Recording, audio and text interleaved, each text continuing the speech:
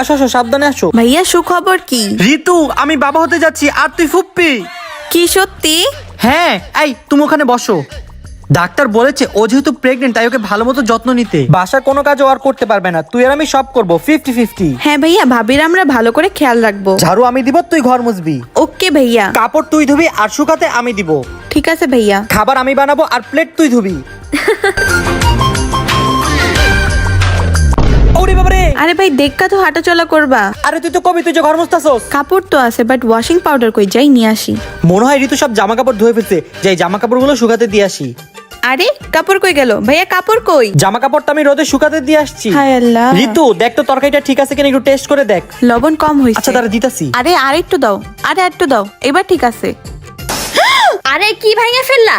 আরে ঋতু প্লেট ভেঙে ফেলছে। আরে বাবা থামো, আমার বাচ্চা আস্তে আস্তে তোমরা পুরো বাসে ধ্বংস করে ফেলবা, তার থেকে ভালো আমি কাজ করি।